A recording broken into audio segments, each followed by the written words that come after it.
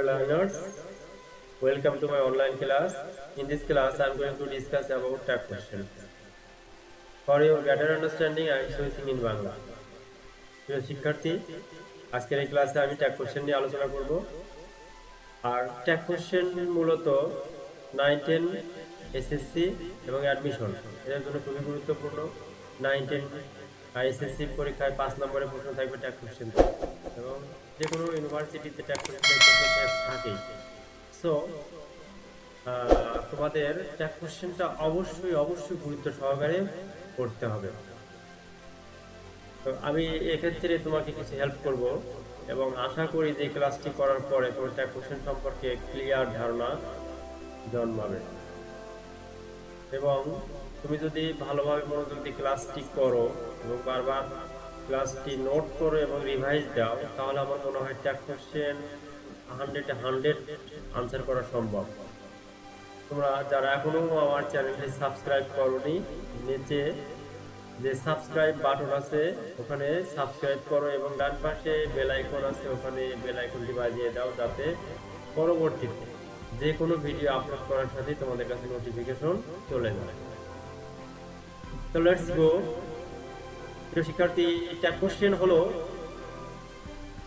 এমন একটা প্রশ্ন যে প্রশ্নটা একটা সেন্টেন্সের শেষে করা হয়ে থাকে। কি হয়ে থাকে? একটা সেন্টেন্সের শেষে করা হয়ে থাকে। মূলত এটা একটা শর্ট কোশ্চেন। এর আরেকটা নাম হইতে পারে টেইল কোশ্চেন অথবা অ্যাড কোশ্চেন। আর দুটি নাম কি? অ্যাড কোশ্চেন অথবা টেইল কোশ্চেন। তার মানে হলো টেইল মানে তোমরা জানো লেজ, প্রশ্ন, একটা লেজ প্রশ্ন জুড়ে দেওয়া, অথবা প্রশ্ন অ্যাড করা, অথবা ট্যাগ করা মানে জুড়ে দেওয়া, ট্যাগ করা। তাহলে কোনো কিছুর সাথে কোনো কিছু লেগে দেওয়ার নামই হলো ট্যাগ। যেমন ফেসবুকে তোমরা কি করো, বন্ধুর আইডিতে কোনো কিছু ট্যাগ করো, ঠিক এইখানেও তাই। ছোট্ট একটা প্রশ্ন একটা স্টেটমেন্ট সেন্টেন্সের সাথে জুড়ে দেওয়ার নামই হলো ট্যাগ কোশ্চেন। তাহলে ট্যাগ কোশ্চেন আমরা দুই ভাবে করতে পারি। আর ট্যাগ কোশ্চেন মূলত কি হয়, একটা স্টেটমেন্টের সাথে জুড়ে দেওয়া হয় এবং ট্যাগ কোশ্চেনে শুধু অক্সিলিয়ারি ভার্ব থাকবে এবং সাবজেক্ট থাকবে। ওই বাক্যের যে সাবজেক্ট, সেই সাবজেক্টটা থাকবে এবং অক্সিলিয়ারি ভার্বটা থাকবে। আশা করি তুমি বুঝতে পারতেছো যে ট্যাগ কোশ্চেন হলো পুরো ছোট্ট একটা প্রশ্ন যেখানে শুধু সাহায্যকারী ভার্ব থাকবে এবং সাবজেক্ট থাকবে। যেমন এখানে দেখো, আমি যে নোট তোমাদের সামনে উপস্থাপন করতেছি, সেখানে দেখো যে কোথায় গেল, এর শেষে এখানে একটা উদাহরণ আছে যে you are having fun. You are having fun, এটা কিন্তু একটা সেন্টেন্স, এতটুকু একটা সেন্টেন্স। এই সেন্টেন্সের এই যে ইউ আর হ্যাভিং এর পর কমা দিয়ে আমি লিখছি আরএন্ট ইউ। এই যে আরএন্ট ইউটা হলো এখানে একটা কোশ্চেন লেগে দিয়েছে, আমি একটা কোশ্চেন আমি অ্যাড করেছি। এই এতটুকুর নাম হলো ট্যাগ কোশ্চেন। আমি একটা কোশ্চেন ট্যাগ করে দিয়েছি, এটাই হলো ট্যাগ কোশ্চেন। আর ইউ আর হ্যাভিং এটা হলো স্টেটমেন্ট। এই স্টেটমেন্টটা তোমার পজিটিভও হইতে পারে বা অ্যাফার্মেটিভও হইতে পারে অথবা নেগেটিভও হইতে পারে। ঠিক তেমনি ভাবে এই ট্যাগ কোশ্চেনটাও কি হইতে পারে, অ্যাফার্মেটিভ হইতে পারে আবার নেগেটিভও হইতে পারে। বুঝতে পারছো? এখন নিচের একটা সেন্টেন্স দেখো, এখানে লেখা আছে you cannot solve this problem. এটা কিন্তু একটা সেন্টেন্স, কিন্তু এটা লক্ষ্য করো উপরেরটা ছিল অ্যাফার্মেটিভ সেন্টেন্স আর নিচেরটা হলো নেগেটিভ সেন্টেন্স। এখানে আমি একটা ট্যাগ করে দিয়েছি যে ক্যান ইউ। তাহলে দেখো what is the difference between this two tags. তাহলে পার্থক্যটা হলো এখানে দেখো এই ট্যাগ কোশ্চেনটা হলো নেগেটিভ আর এখানে এই ট্যাগ কোশ্চেনটা হলো অ্যাফার্মেটিভ। বুঝতে পারছো? এখন আমাদের নিয়মটা হলো যে স্টেটমেন্ট যদি অ্যাফার্মেটিভ হয় তাহলে ট্যাগ হবে নেগেটিভ, আর যদি স্টেটমেন্ট নেগেটিভ হয়, সেন্টেন্স নেগেটিভ হয়, তাহলে ট্যাগ হবে অ্যাফার্মেটিভ। বুঝতে পারছো? আচ্ছা, তাহলে আমরা এর উপর ভিত্তি করে ট্যাগ কোশ্চেনকে দুই ভাগে ভাগ করতে পারি। কয় ভাগে ভাগ করতে পারি আমরা? ট্যাগ কোশ্চেন দুই ভাগে ভাগ করতে পারি। তা আমরা এখন কিছু নিয়ম দেখবো ট্যাগ কোশ্চেনের এবং এই নিয়মগুলো তোমাকে সুন্দর করে আয়ত্তে নিয়ে আসতে হবে। প্র্যাকটিস করে করে তোমাকে এই নিয়মগুলো কি করতে হবে, আয়ত্তে নিয়ে আসতে হবে। যদি ট্যাগ করে এই নিয়মগুলো পড়ার পরে যদি প্র্যাকটিস করো, আমার মনে হয় যে তোমার ট্যাগ কোশ্চেন আর কোনো সমস্যা হওয়ার কথা না। দেখো এখানে ট্যাগ কোশ্চেন সবসময় বাক্যের শেষে বসে, তাহলে কি বুঝতে পারলাম যে ট্যাগ কোশ্চেন সবসময় বাক্যের শেষে বসে। আচ্ছা, যেখানে একটা অক্সিলারি ভার্ব থাকবে, একটা সাবজেক্ট থাকবে। অক্সিলারি ভার্বটা কোথা থেকে আসবে? অক্সিলারি ভার্বটা আসবে ঠিক এই যে সেন্টেন্স আছে, এই সেন্টেন্সের যে অক্সিলারি ভার্ব সেটাই ট্যাগ কোশ্চেনে বসে যাবে। বুঝতে পারছো? আর সাবজেক্ট, এই স্টেটমেন্টের যে সাবজেক্ট, সেই সাবজেক্টটাই এখানে বসে যাবে। আশা করি বুঝতে পারছো। এখন দেখো বি নাম্বার, ট্যাগ কোশ্চেনে শুধুমাত্র সাবজেক্ট এবং অক্সিলারি ভার্ব বলবে। তাহলে কি বলবে ট্যাগ কোশ্চেনে? এই যে সাবজেক্ট দেখতে পাচ্ছ, সাবজেক্ট বলবে আর অক্সিলারি ভার্ব বলবে, যেটা আমি এখানে ব্যবহার করেছি। বুঝতে পারছো? আচ্ছা, সি নাম্বার দেখো, সেন্টেন্সের প্রথম অংশটি অ্যাফার্মেটিভ হলে ট্যাগ কোশ্চেনটি নেগেটিভ হবে। আমি আগেই বলেছি এই কথাটা। সেন্টেন্সের প্রথম অংশটি নেগেটিভ হলে ট্যাগ কোশ্চেনটি অ্যাফার্মেটিভ হবে, এটাও তোমাদের বলেছি। যদি সাবজেক্টে নাউন থাকে তবে ট্যাগ কোশ্চেনে নাউনটি প্রোনাউন ফর্ম হবে। তার মানে এই সাবজেক্ট, এই যে দেখো এখানে ইউ আছে, এই ইউটা যদি কখনো এখানে সাবজেক্ট যদি নাউন হয় তাহলে কি হবে? ট্যাগ কোশ্চেনের এই সাবজেক্টটা হবে প্রোনাউন ফর্ম। এই নাউন ফর্মের প্রোনাউন ফর্মটা এখানে তোমাকে কি করতে হবে? ইউজ করতে হবে। 2 নম্বর নিয়মটা দেখো যে অ্যাফার্মেটিভ ট্যাগ এর ক্ষেত্রে সাহায্যকারী verb am, is, are, was, were, তারপরে কি আছে do, does, did, have, has, had, shall, মানে সব ধরনের সাহায্যকারী ভার্ব কি হবে? দেখো এখানে অনেকগুলো সাহায্যকারী ভার্ব আমি লিখে দিয়েছি, এগুলো তোমাকে কি করতে হবে? মুখস্থ রাখতে হবে সাবজেক্টের আগে বলে। ট্যাগ কোশ্চেনে এগুলো কি অ্যাফার্মেটিভ ট্যাগ হলে এগুলো সাবজেক্টের আগে বলে, এবং তারপরে সাবজেক্ট বসে সেটা একটা প্রশ্নবোধক চিহ্ন লিখে দিলে ট্যাগ কোশ্চেন হয়ে গেল। এখন যদি সেটা নেগেটিভ হয় তাহলে কিন্তু এই সাহায্যকারী ভার্বগুলোর সাথে একটা নট ইউজ করতে হবে। আর সেই নট ইউজ করার একটা নিয়ম হলো, নটটা ইউজ করতে হবে কন্ট্রাক্টেড ফর্মে। কন্ট্রাক্টেড মানে হলো সংক্ষিপ্ত ফর্মে, সংক্ষিপ্ত ফর্মে। সেগুলো কি দেখো আমি এখানে তোমাদের লিখে দিয়েছি, এই ঘরটা তোমরা মুখস্থ করবা, একদম টানা মুখস্থ করতে হবে, নইলে কিন্তু ট্যাগ কোশ্চেন ভুল হয়ে যাবে। তাহলে এখানে কি আছে? যে প্রথমে আছে am not, যদি তুমি নেগেটিভ করো তাহলে am not এর পরিবর্তে তোমাকে লিখতে হবে ain't অথবা aren't। আসলে am not এর পরিবর্তে aren't অনেকেই লিখে থাকো, এটা আসলে ভুল, কারণ এটা শুনতে কেমন যেন অকওয়ার্ড লাগে, মানে অদ্ভুত টাইপের লাগে, এই জন্য এটা লেখার দরকার নাই। তোমরা ain't লিখবা অথবা aren't লিখবা। তারপর দেখো is not যদি থাকে তাহলে ট্যাগ কোশ্চেনে কি লিখবা? isn't লিখবা। আচ্ছা, আর যদি হ্যাভ নট লিখতে চাও তাহলে লিখতে হবে হ্যাভেন্ট। তার মানে সবগুলো সাহায্যকারী ভার্বের কি কন্ট্রাক্টেড ফর্ম তোমাকে ইউজ করতে হবে ট্যাগ কোশ্চেনে, যদি নেগেটিভ হয়। আশা করি বুঝতে পারছো। এখন আমরা পরের নিয়মে চলে যাব। 3 নম্বর নিয়মটা দেখো যে 3 নম্বর কি আছে জানো?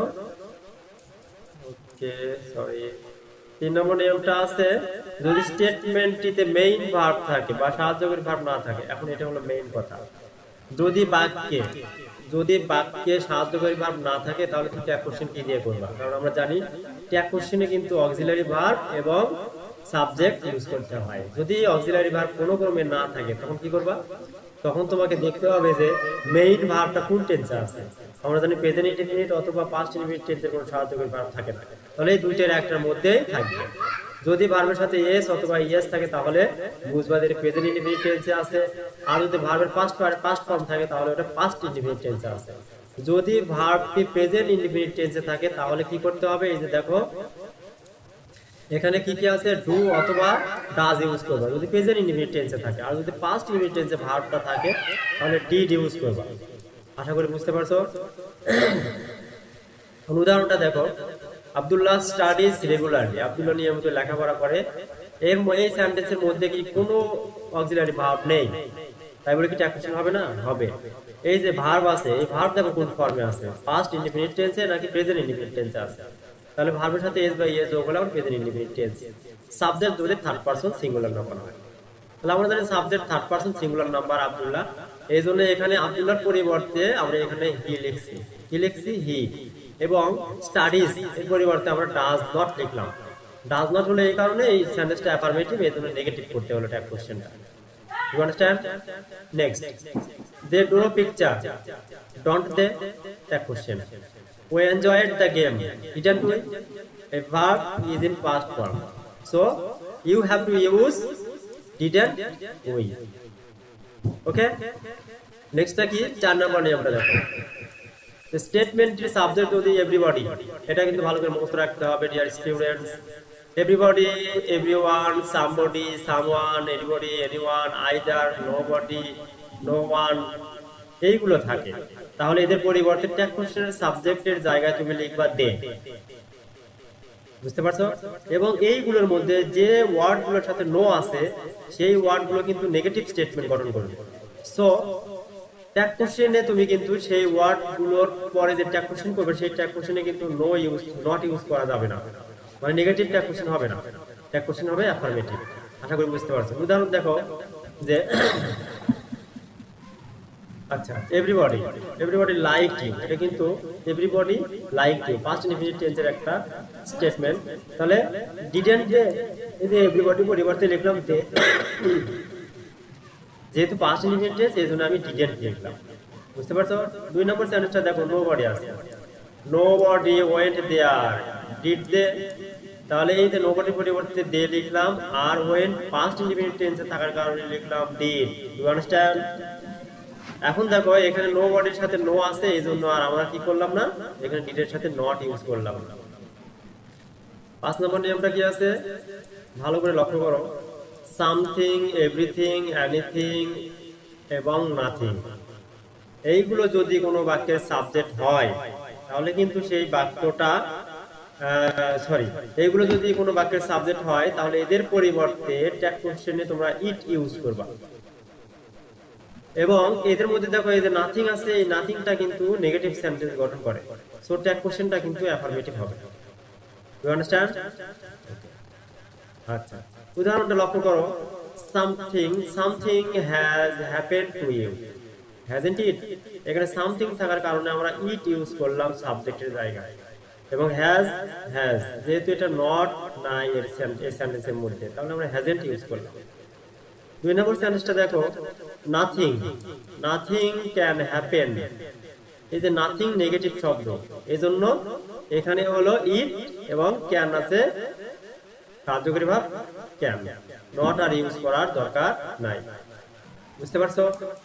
একই সাথে আমরা 6 নম্বর নিয়মটা দেখো, দেখবো কোন বাক্যে যদি few, little, bit, hardly, scarcely, barely, rarely, seldom, no sooner, without, only এবং নো থাকে, কোন বাক্যের মধ্যে যদি বা স্টেটমেন্টে যদি এই ওয়ার্ড গুলো থাকে তাহলে সেই বাক্যটি কিন্তু নেগেটিভ সেন্সে অর্থ দেয়, সো ট্যাগ কোশ্চেনটি কিন্তু অ্যাফার্মেটিভ হবে। উদাহরণ দেখো, there is a little water in the moon, এই যে লিটল থাকার কারণে এখানে হলো ইজ দেয়ার।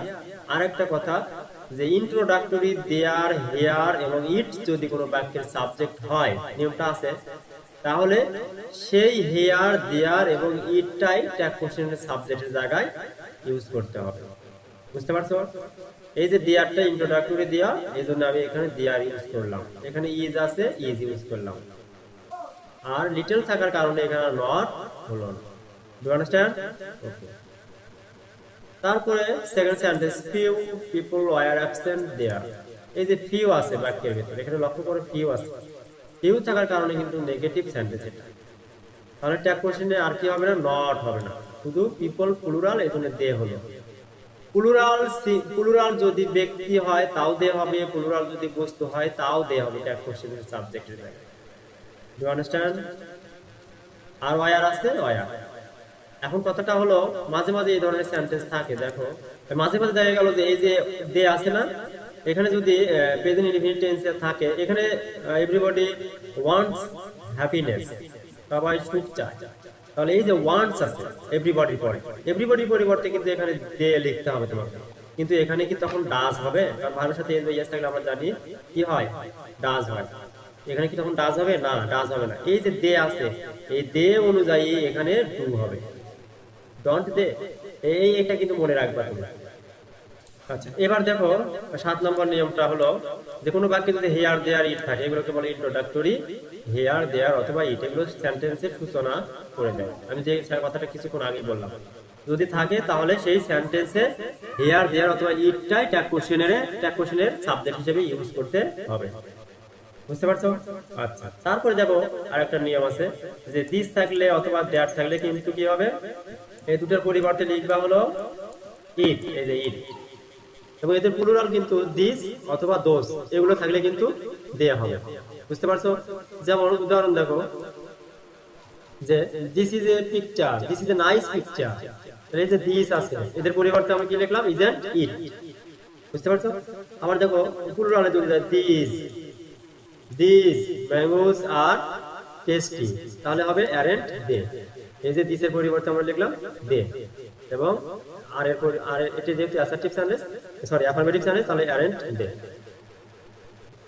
8 নম্বর নিয়মে দেখো যে নিচের অপ্রাণীবাচক বস্তুগুলো যখন প্রাণীবাচক সেন্সে ব্যবহৃত হয় তখন সেগুলোর স্ত্রীলিঙ্গ নির্দেশ করে এবং ট্যাগ কোশ্চেনের সাবজেক্ট সি হয়। তার মানে হলো যে এই যে দেখতেছো যে শব্দগুলো জামুন, তারপরে আছে দা আর্থ, তারপরে আছে দা স্প্রিং, এই সবগুলো শব্দ কি শিপ, স্প্রিং, এগুলো সব সব এই ওয়ার্ড গুলো স্ত্রীলিঙ্গ অর্থাৎ ফেমিনিন জেন্ডার নির্দেশ করে। ঠিক আছে? আচ্ছা, কিন্তু এটা প্রাণীবাচক বা এনিমেট অবজেক্ট হিসেবে তোমাকে ইউজ করতে হবে বা ইউজ হতে হবে, তখন কিন্তু এদের পরিবর্তে আমরা কি করব, সি ব্যবহার করব। কোথায়? ট্যাগ কোশ্চেনে। বুঝতে পারছো? কারণ আমরা জানি মেয়ে মানুষের একটু তেজ কম, স্নেহ বেশি, মনটা নরম, এই জন্য এগুলোকে মেয়ে মানুষের সাথে তুলনা করা হয়। আবার নিচে কিছু শব্দ আছে দেখো, এই যে সান আছে, ডেথ আছে, সামার আছে, উইন্টার আছে, তারপরে ফায়ার আছে, এগুলো কিন্তু তেজ, এগুলো তেজ বেশি, এই জন্য কি এগুলো আমরা পুরুষের সাথে তুলনা করবো। তাহলে এগুলো এগুলোর পরিবর্তে হবে হলো হি, আর উপরে যেগুলো দেখতে পাচ্ছ এগুলোর পরিবর্তে হবে সি। ট্যাগ কোশ্চেনে কিন্তু।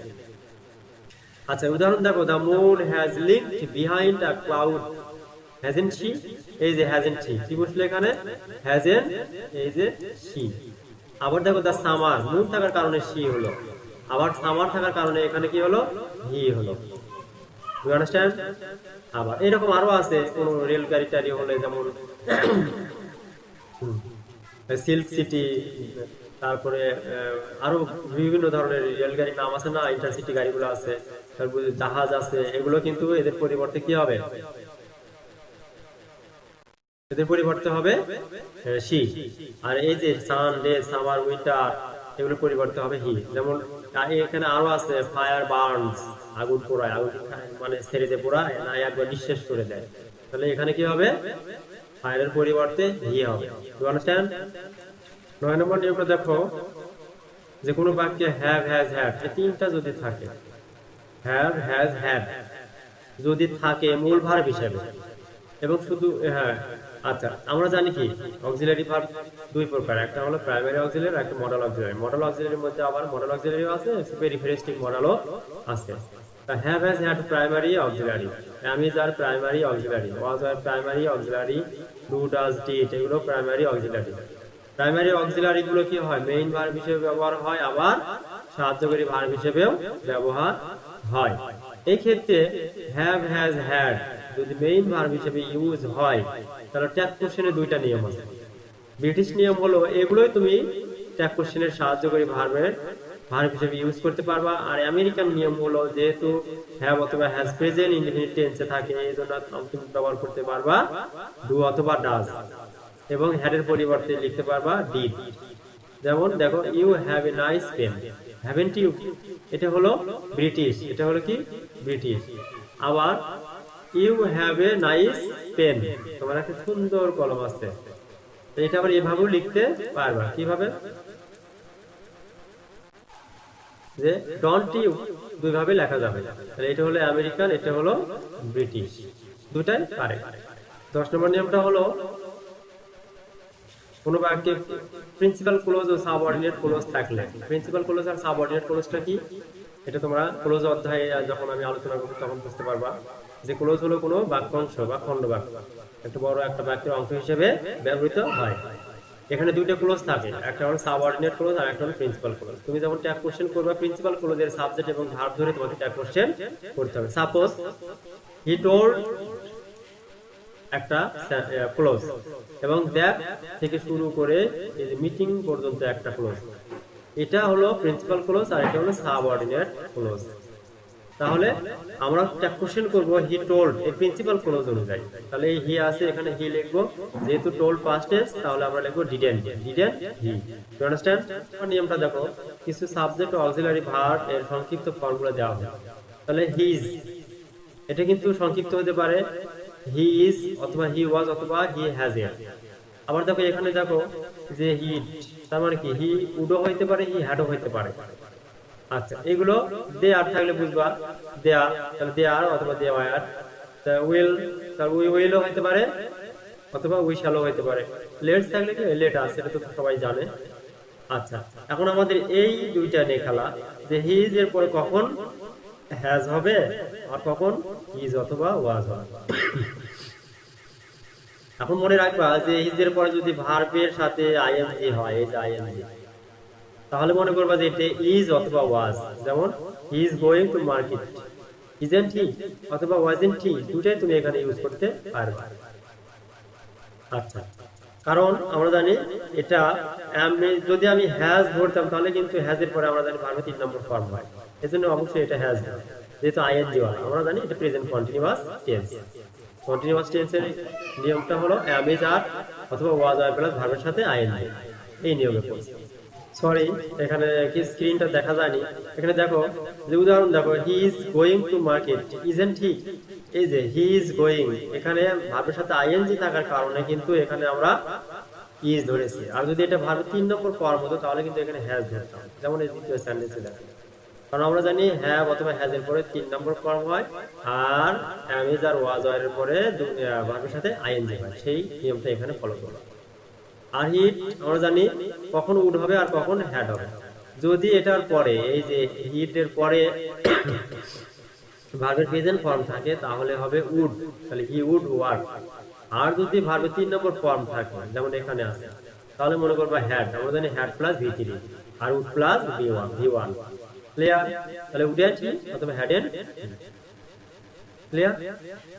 ইম্পারেটিভ সেন্টেন্সটা হলো যে সেন্টেন্স দ্বারা আদেশ, অনুরোধ, উপদেশ বোঝায় সেটা হলো ইম্পারেটিভ সেন্টেন্স, এবং এটা ভার্ব দিয়ে শুরু হবে। যে ভার্ব দিয়ে শুরু হবে অথবা ডু নট দিয়ে শুরু হবে অথবা লেট দিয়ে শুরু হবে এবং শেষে ফুল স্টপ হবে। এখন দেখো এই কিছু নিয়ম দেখো।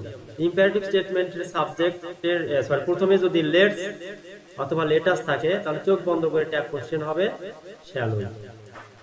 ওকে, তারপরে উদাহরণ দেখো, let us have a party, shall we. এই তো ক্লিয়ার। ইম্পারেটিভ স্টেটমেন্টটি লেট হিম, অর্থাৎ লেটের পরে যদি অন্য অবজেক্ট থাকে, এখানে let him, let me, let her, let them থাকতে পারে, যে কোনোটা থাকে থাক, তাহলে এদের পরিবর্তে এই সেন্টেন্সে যদি এগুলো থাকে তাহলে তুমি লিখবা উইল ইউ, মানে ট্যাগ কোশ্চেনে উইল ইউ লিখলেই হবে। যেমন উদাহরণ let him go now, will you, tag question হয়ে গেল। এবার দেখো যে ইম্পারেটিভ স্টেটমেন্টটির মূল ভার্ব দিয়ে শুরু হয়, যদি মূল ভার্ব দিয়ে শুরু হয় এবং তা যদি এখানে লক্ষ্য করো, তা যদি কাউকে কিছু করতে বলা হয় বা অনুরোধ করা বোঝায় তাহলে ট্যাগ কোশ্চেন উইল ইউ অথবা ক্যান ইউ অথবা কান্ট ইউ যে কোনোটা ইউজ করলে। সাপোজ দেখো, don't স্পিট in the classroom, class শ্রেণীকক্ষে থুতু ফেলো না, উইল ইউ ফেলবা? এই যে উইল ইউ কেন হলো এখানে? এখানে তোমাকে কি বলছে? আমন্ত্রণ জানাইছে, কোনো কিছু করতে বলা হয়েছে। আমন্ত্রণ না তো, এটা করতে বলা হয়েছে। আচ্ছা, give me a pen, can you, আমাকে একটা কলম দাও, দিবা? ডোন্ট, কি আছে এটা? Don't disturb me, will you? এই তো। আবার তারপরে নিয়ম দেখো, ইম্পারেটিভ স্টেটমেন্ট দ্বারা কাউকে আমন্ত্রণ জানানো বোঝালে, আমন্ত্রণ বোঝাতো, আমন্ত্রণ বোঝালে ওন্ট ইউ দ্বারা ট্যাগ কোশ্চেন করবে। যেমন সিট ডাউন, ওন্ট ইউ, বসো, বসবা, আমন্ত্রণ জানাতে, বসো, বসবা। তারপরে দেখো have it, have it, won't you, এই যে ওন্ট ইউ। ক্লিয়ার? প্রিয় শিক্ষার্থী, 13 নম্বর নিয়মটা হলো যে কোনো বাক্যে যদি অল অফ আস, সরি এখানে আমি কিছু ওয়ার্ড, কিছু সেন্টেন্স বা একটা নিয়ম মিস্টেক হয়েছে, এটা আমরা আগে করে আসি। দেখো এখানে এখানে যদি লক্ষ্য করো, আমি এখানে বুঝে দিচ্ছি যে ভার্ব দিয়ে শুরু হবে, ভার্ব দিয়ে শুরু হবে, কিন্তু সেটা কি ধরনের সেন্টেন্স সেটা দেখো। যেমন যদি আমি বলি কখনো thank you, thank thank you, thank you, এখন এইটার ট্যাগ কোশ্চেনটা কি হবে? তো সবাই কি আমরা জানি যে ভার্ব দিয়ে যদি শুরু হয় তাহলে আমরা উইল ইউ করব, তাই না? তো এখানে কিন্তু উইল ইউ হবে না, থ্যাংক ইউ। এটা আমরা কাকে বলছি? থ্যাংক ইউটা কাকে বলছি বলো? থ্যাংক ইউ কিন্তু বলছি তোমাকে, এটা কিন্তু আমি তোমাকে বলছি অথবা আমরা তোমাকে বলছি। ক্লিয়ার? এটা কিন্তু সাবজেক্টটা কিন্তু ইউ না, আর সাবজেক্ট কিন্তু ইউ না, আর সাবজেক্ট আই অথবা উই। এক্ষেত্রে তুমি কি করবা? ডন্ট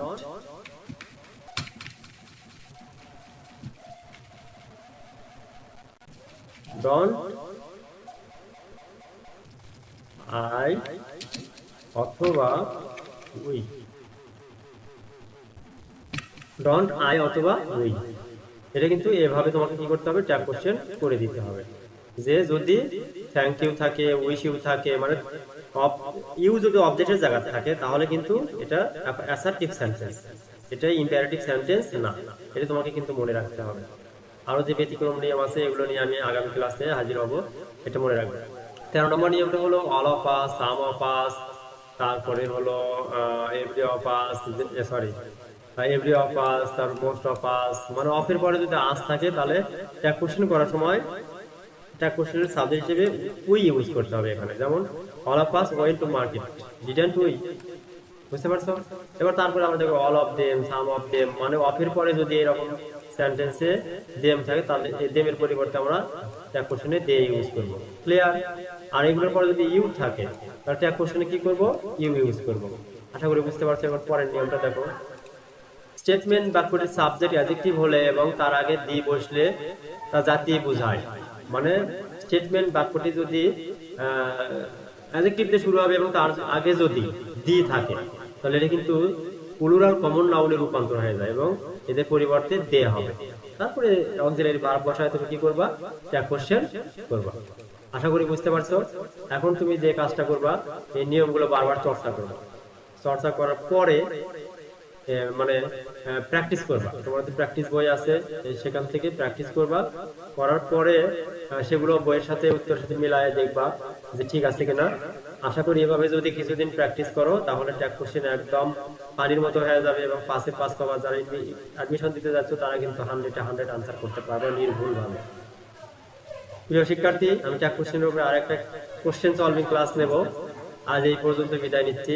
তো ভালো থাকো, সুন্দর থাকো, সুস্থ থাকো। আর যারা এখনো আমার চ্যানেলটি সাবস্ক্রাইব করোনি তাড়াতাড়ি চ্যানেলটি সাবস্ক্রাইব করো।